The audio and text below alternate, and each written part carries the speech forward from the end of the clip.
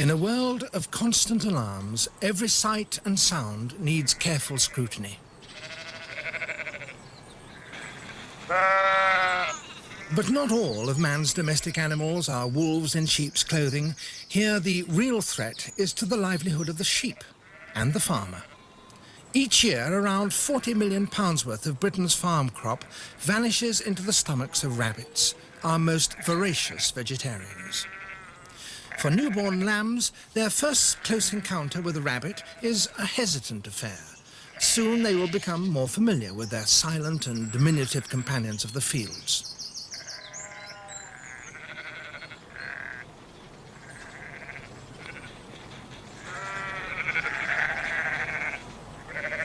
Few animals arouse such a multitude of emotions. To some, the rabbit is a cute and cuddly pet. To others, they're vermin to be ruthlessly pursued. Man and rabbit have shared a long love-hate relationship ever since the 11th century, when they were first introduced to Britain by Norman invaders. But nowadays, man is their greatest enemy.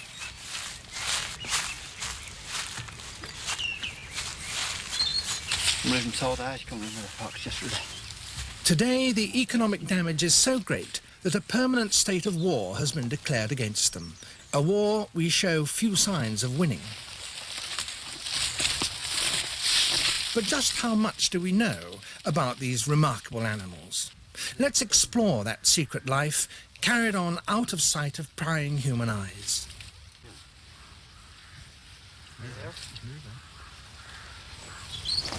Ironically, much of our early knowledge came from those who sought to trap rabbits in their underground labyrinths.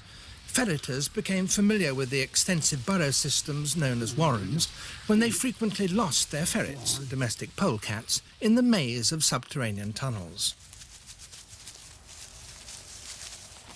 In fact, ferreting is an extremely inefficient method of capture. Warrens excavated by generations of inhabitants form a complex web of deep passageways in which the rabbits can hide. Specially constructed bolt holes allow them to escape.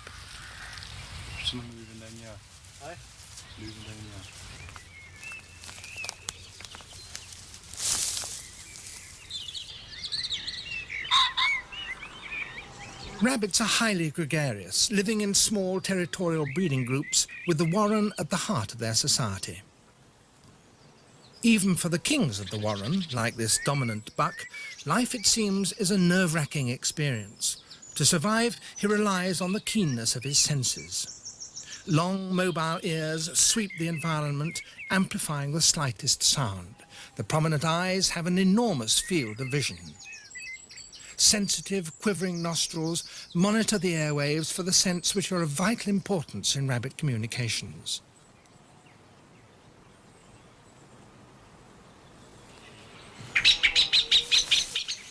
With flaring nostrils, eyes and ears working in combination, a formidable array of senses are focused on potential danger. Loud stamps from the powerful hind paws alert companions to any threat.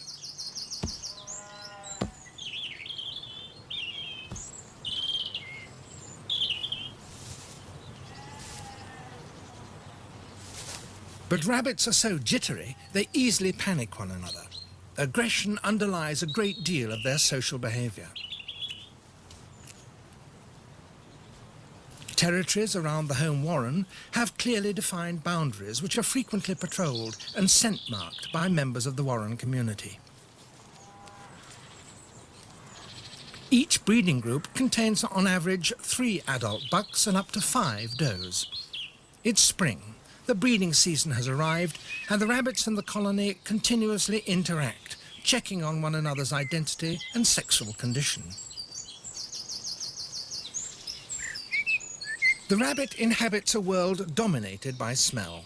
Recognition within a group is achieved by the presence of a colony cocktail odour, a combination of the various secretions from anal and chin glands, which together with urine they spread liberally around their home range and, on occasions, all over each other.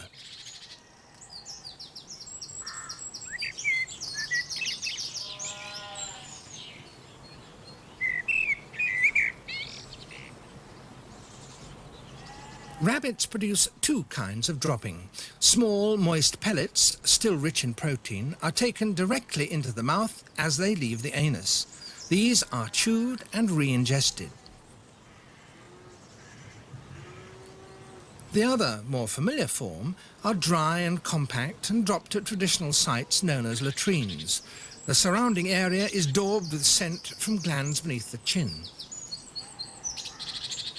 The latrines function as information processing centres, providing an up-to-the-minute chemical news service about the sex, age and social status of the colony members. Signals are sent through a sort of smelly communications network.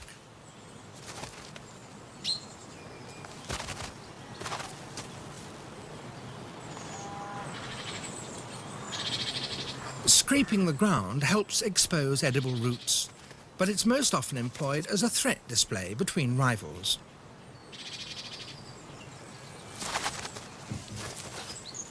Dominant bucks on border patrols often encounter bachelor satellite males living on the periphery of warren society. Unattached males will sneak past a less than vigilant buck to flirt with the resident does. Usually the intruder moves on when threatened, but sometimes challengers collide in fierce battles which shatter the fragile warren peace.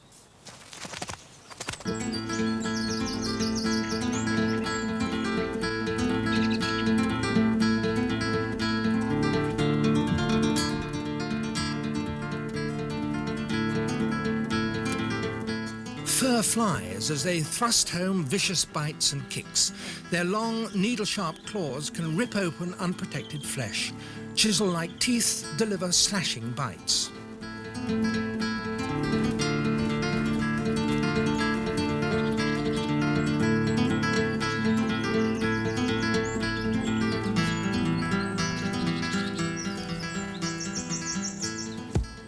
Rabbits sometimes fight to the death, and warren dictators show little mercy to their enemies, banishing the vanquished to a life of exile on the edge of society.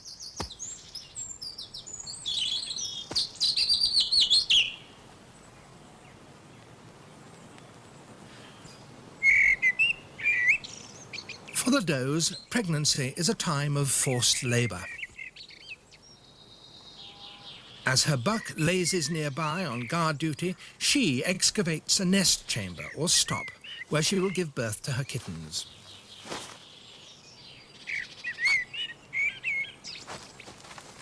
Stops within the warren offer more protection to the young, so does frequently squabble over possession of these prime nesting sites.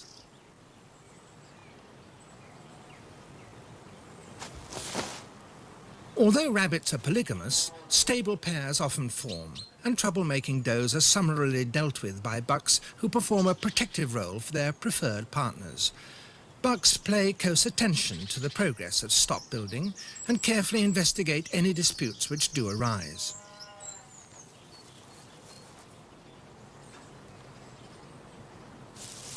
The doe gathers bundles of nesting material with surprising dexterity and ingenuity.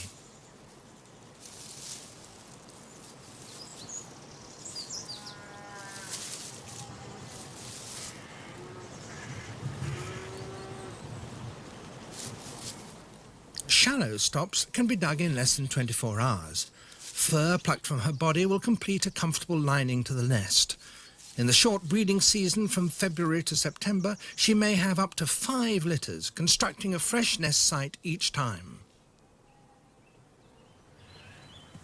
But not all are so industrious. Some have perfected the art of wary relaxation.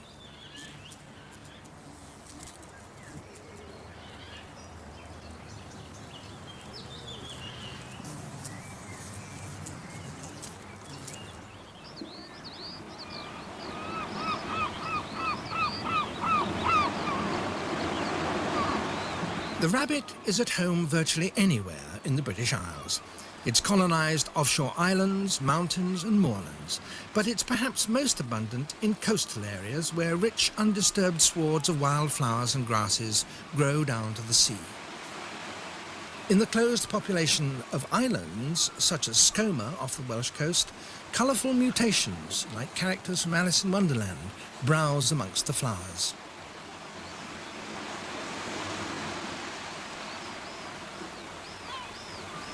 These natural varieties have enabled breeders to produce numerous domestic strains, all descended from the wild rabbit.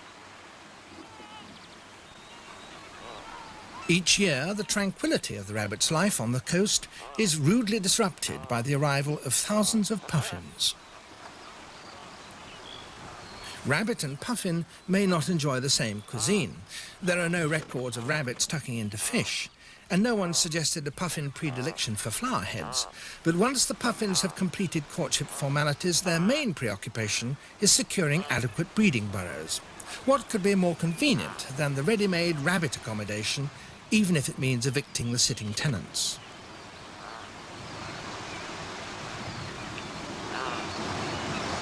So the puffins borrow the burrows.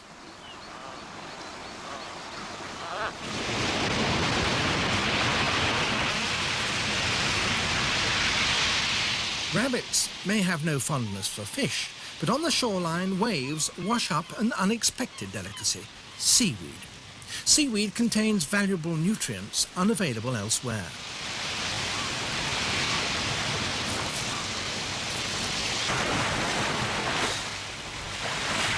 Perhaps something in the seaweed induces delusions about being the King Canute of rabbitdom.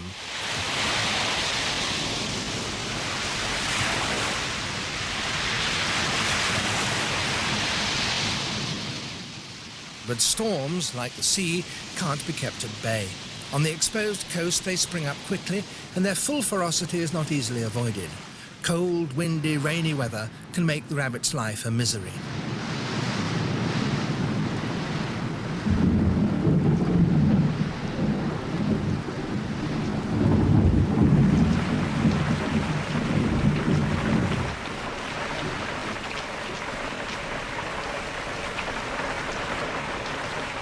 Fur is waterproofed with secretions from head glands, which are spread over the body during grooming.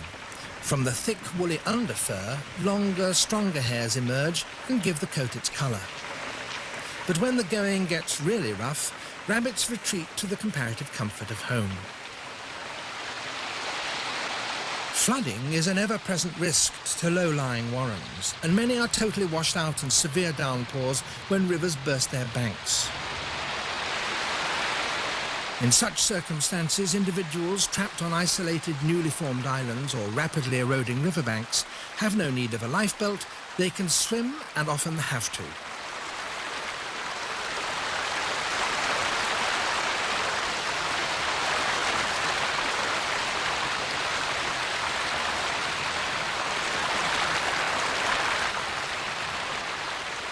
In fact, rabbits are excellent swimmers, and on the coast occasionally visit inshore islands to feed at low tide, swimming back if marooned by the incoming tide.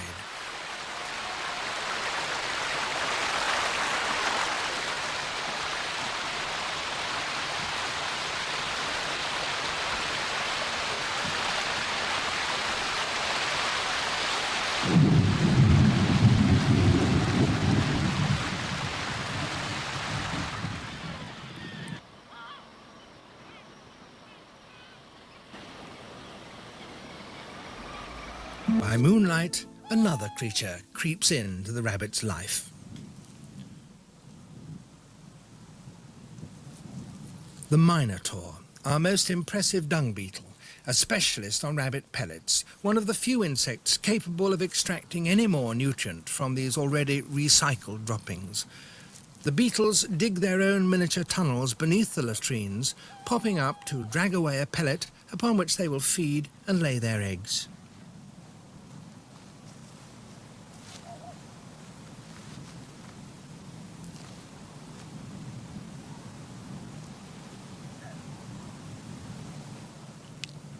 One month after a successful mating, the pregnant doe gives birth, alone in the stop, usually at night.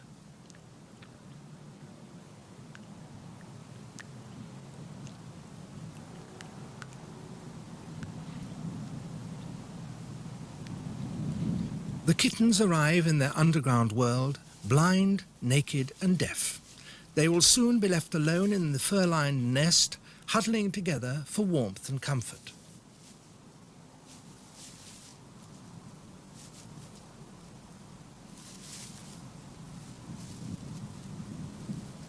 Does are incredibly prolific breeders. Within a few hours of giving birth to a litter of up to 8 kittens, she may mate once more, and in a further month have another large family.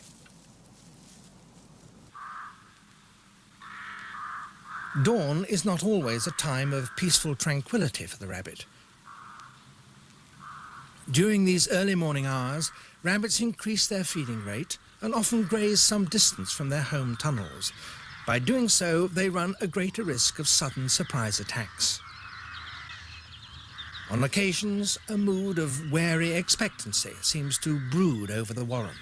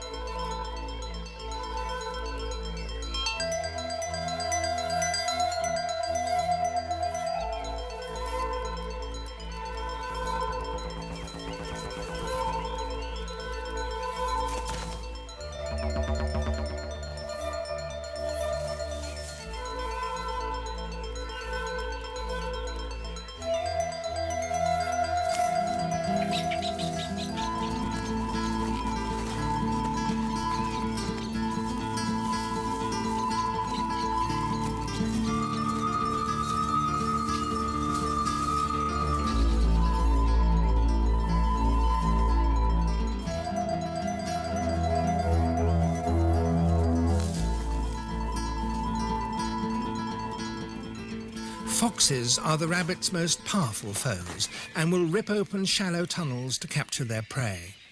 Badgers also take their toll of young kittens in this way. But deeper underground, the rabbits are safe. Astonishingly, foxes sometimes have their dens in large warrens, leaving their immediate neighbours unharmed, perhaps on the principle that food in one's own larder is best left for hard times. Kittens trapped near the surface in their underground prison are vulnerable targets. To minimise the amount of attention drawn to the stop, their mother visits them only once every 24 hours for a few minutes suckling.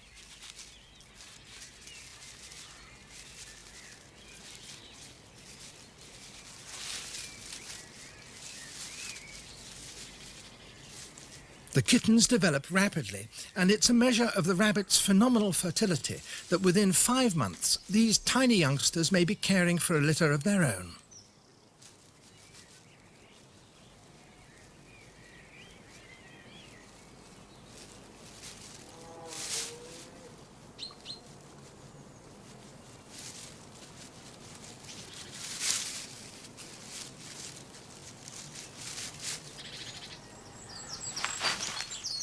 After each visit, the doe meticulously covers up and camouflages the entrance to the stop, scratching and trampling the earth to make it appear like just another area of poor scraped ground. This helps eliminate any lingering odours, a necessary precaution against discovery by prowling predators.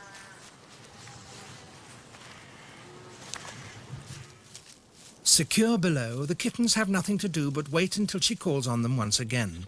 An air vent to the surface ensures that they won't suffocate.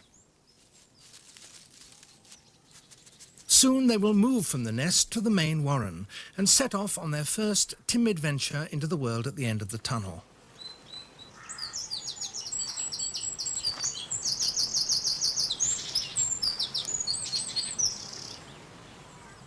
The perils they will encounter on the road to adulthood are not long in making themselves obvious.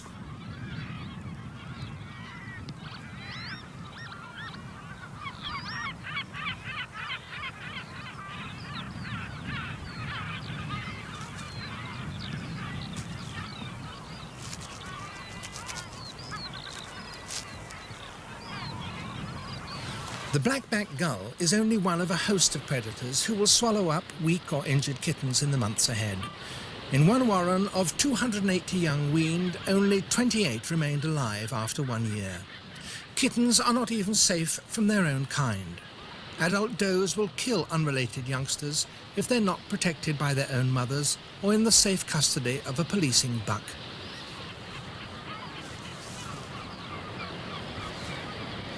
But rabbits are nature's great survivors, and it's their astonishing ability to colonize new domains and bear numerous kittens which guarantees that whatever the dangers in a threatening world where life is cheap and expendable, they, their children, and their children's children shall never be defeated.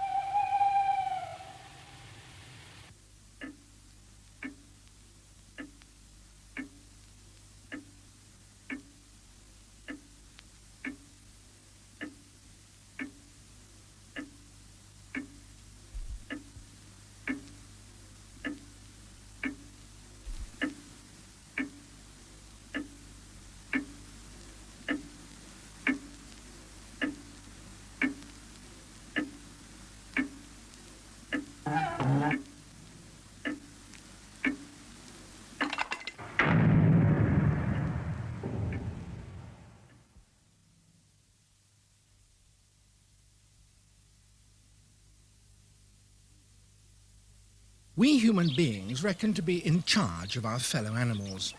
We use them for food, for companionship, to guard our houses, but for every animal we choose to have round our homes, how many unseen and uninvited guests. Round this Wiltshire cottage live 4 sorts of mice. Take just one of them, the wood mouse. Even in these overcrowded islands, there are more wood mice than human beings. We don't often see mice, but their lives are closely linked with ours. The special habitats they need are often custom built by man.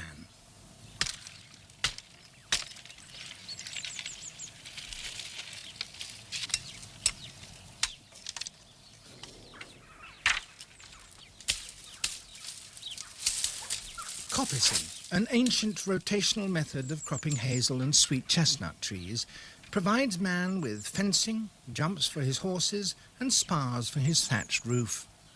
But it also provides the ideal habitat for the dozing mouse, the 7 sleeper, in other words, the dormouse. Not a true mouse, in fact, but a close relative of the mouse family. The dormouse needs to live on the woodland edge, and coppicing constantly renews just the conditions it needs for feeding, breeding, and hibernating. Coppiced woodlands are becoming scarce, but the ideal home for another species of mouse is easy to find. Yeah, wasn't that a lovely track? That was Peggy Lee, and all right, okay, you win. The house mouse seems at home in a man-made hole in the skirting board, but its ancestors evolved on the steppes of Central Asia, from which it hitched a lift with man. It's now probably the most widely distributed of mammals, found almost all over the world. House mice now thrive in the concrete labyrinths of high-rise flats, in the depths of coal mines and in cold stores where the temperature's kept well below freezing. Here in Britain, some house mice share human habitats all the year round. Others move in from the countryside with the onset of winter. House-living house mice breed throughout the year. Straw, paper, even electrical insulation form the nest. If a pair bred at the start of the year and their young survived and bred and so on, by New Year's Eve there'd be a grand total of 2,500 mice.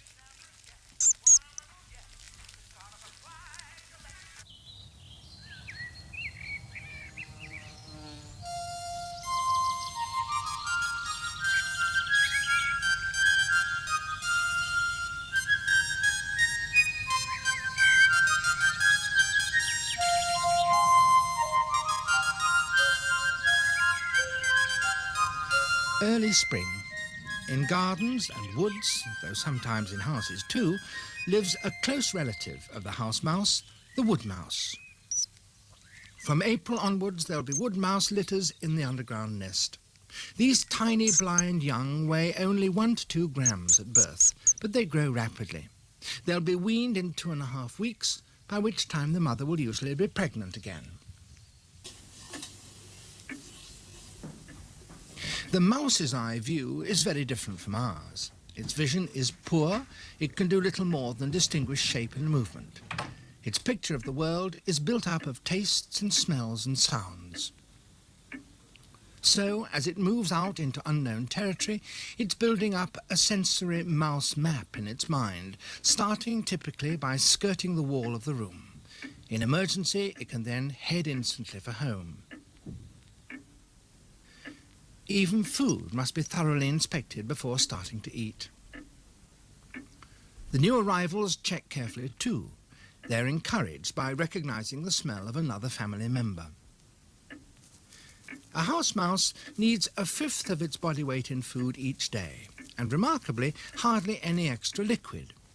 In houses, although it shows preferences, it will eat just about everything human beings eat, as well as odd items like soap and candles. We have a number of misconceptions about mice, and here comes one of them. A kitten, according to a 10th century law, was valued at a penny. But once a cat was a proven mouser, it was worth as much as 4p.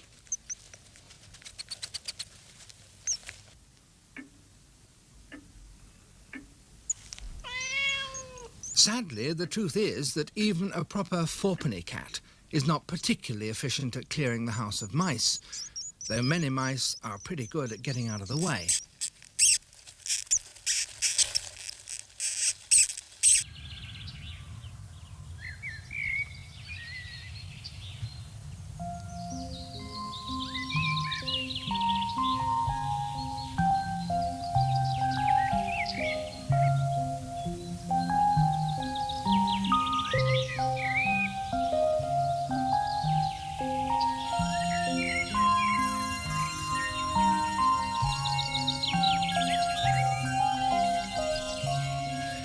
The first young wood mice of the year are ready to leave the nest. The house mice have been active all winter, but for the reawakening dormouse, the year is just beginning.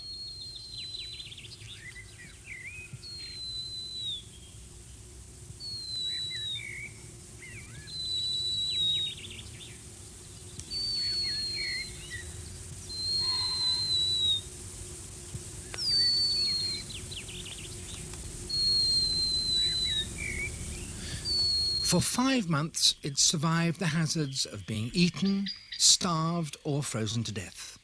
But there's a further ordeal to come.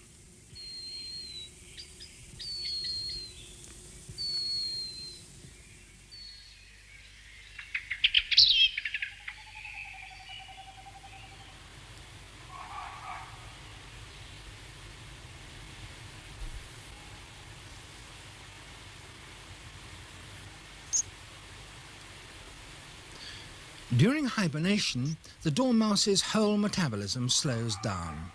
Its respiration and heart rate fall, its temperature drops, even the composition of its blood is altered. The return to normal takes up to 12 hours and imposes a great strain on the animal. Altogether, from one cause or another, up to 80% of dormice are thought to die during hibernation.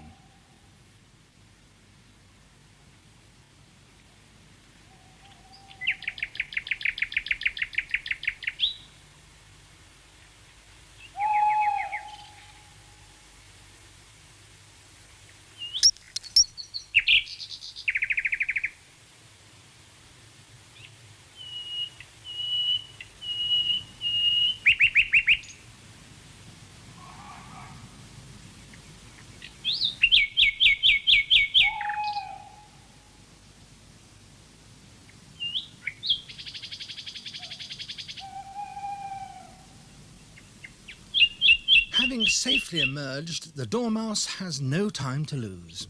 During hibernation, it has lost half its body weight, and now it has to feed up rapidly on buds, grass seeds and green shoots before the real business of the year can begin.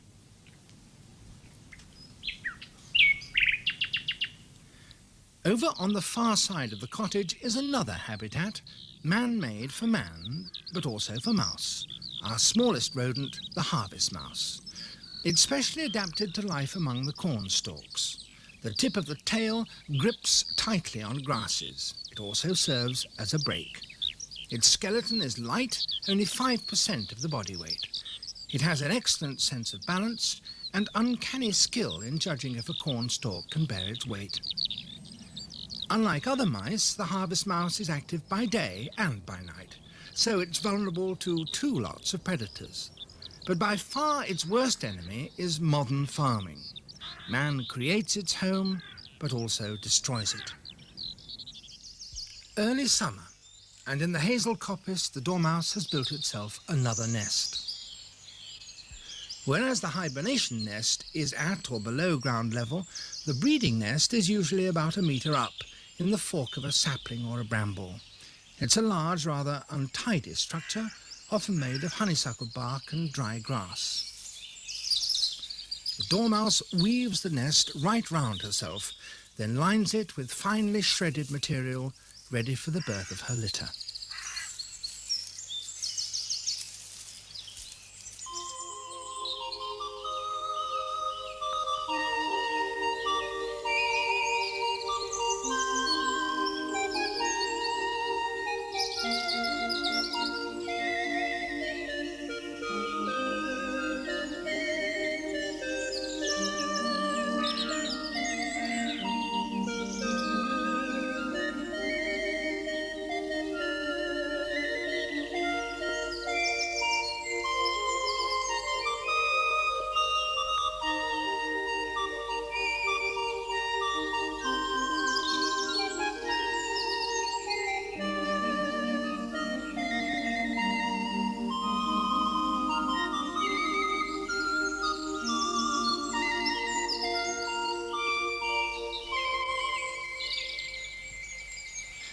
Butterflies are on the wing, summer is at its height. In her carefully constructed nest, the dormouse prepares to give birth. This scrap of life, blind and naked, weighs only 3 grams. It looks almost like a premature birth. As each baby is born, the mother picks it up and cleans it thoroughly. She finally produces the last of her 4 young, an average litter, and severs the umbilical cord. The eyes of the babies don't open until they're 18 days old. In the early stages, they just have folds of skin where their ears will be, and the toes are all stuck together. But even at this age, they already show signs of the whiskers, which will be so important to them in later life.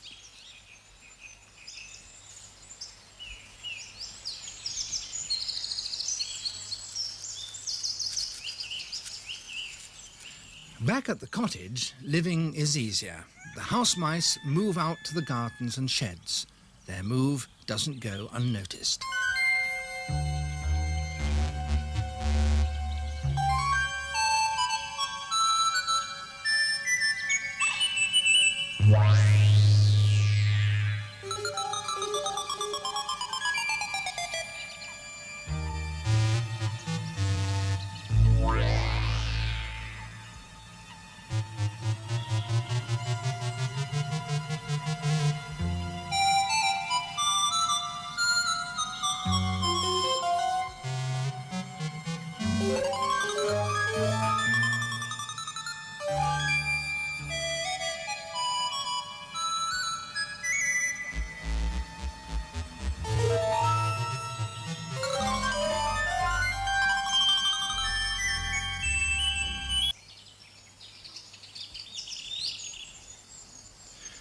The dormouse's breeding nest needs to be well concealed.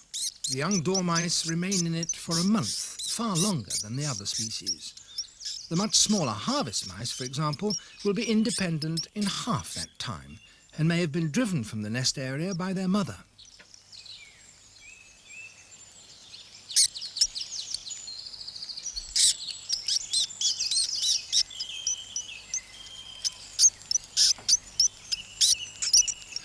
Once their eyes are open, they become much more active and boisterous and push their mother around the nest as they attempt to suckle.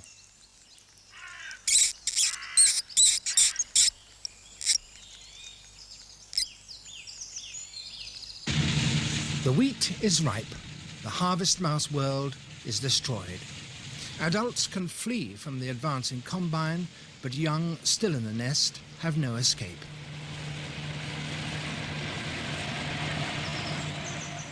Mice who live with man share his harvest, share his protection. They make their nests in sites which wouldn't exist if they weren't deliberately created. In the coppice, the house, the harvest field. They have many advantages. But there are hazards too. What man makes, man destroys, perhaps wiping out a whole population of mice as he does so.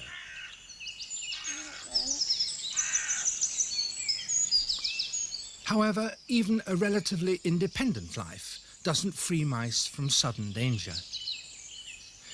In their network of runways under the tree stump, the wood mice are building up a good supply of nuts for the coming winter. Although they're less active during the cold weather, they don't hibernate like the dormouse, so they need to stock up the larder. And they're liable to be visited by a much fiercer and more successful predator than the cat. One of its country names is mouse hunt, in other words, the stoat.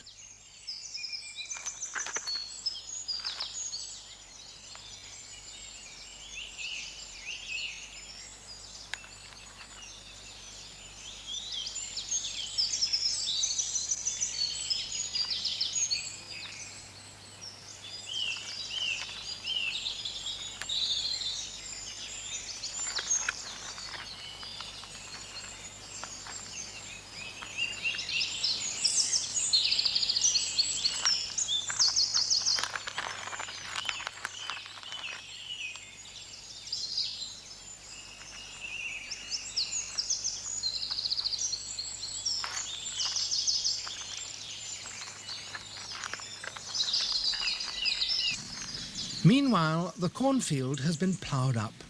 The surviving harvest mice take refuge in hedgerows and gardens. They can continue to breed till November, weather permitting, but in a wet autumn up to 80% of the young will die. Harvest mice are so small that it's hard for them to maintain body heat.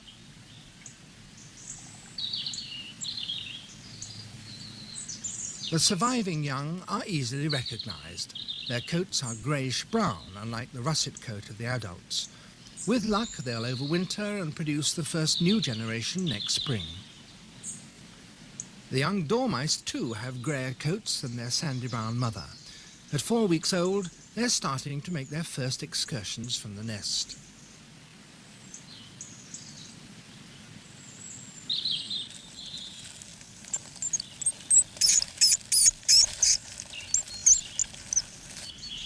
As a rule, dormice are only active at night. Their large eyes and long whiskers help them to find their way through the branches without the aid of light. But young dormice not uncommonly emerge before it's dark.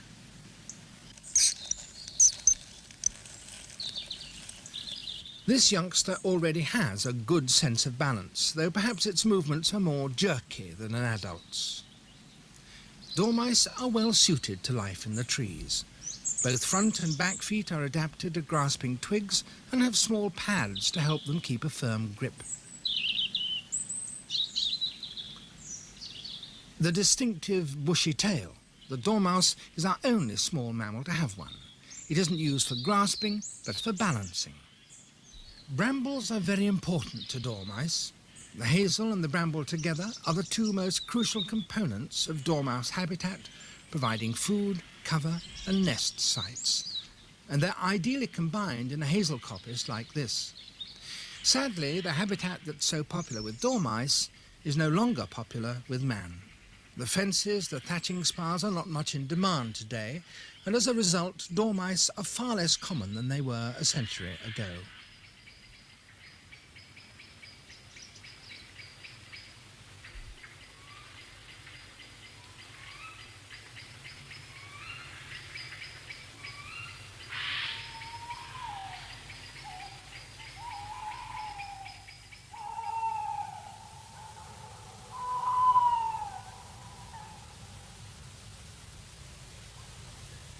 As autumn approaches, the dormouse settles down to eating in real earnest. Nuts are very important to it. They contain a large amount of protein and fat, enabling the dormouse to double its body weight with a reserve of food for the coming winter. If the nut is not very ripe, it will be eaten on the twig, but dormice usually prefer to carry it off to a chosen perch. They'll often devote 5 minutes or more to a single nut.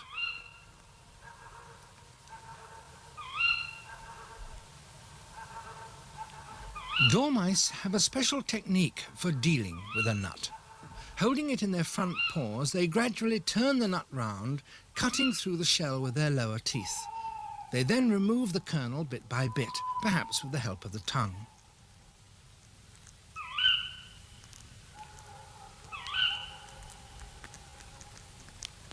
The neatly opened nut, with its smoothly chiselled edge, is a real dormouse trademark. But finally, the eating has to stop. The dormouse will once more roll up into a ball, curl its tail over its face, and retire for the winter.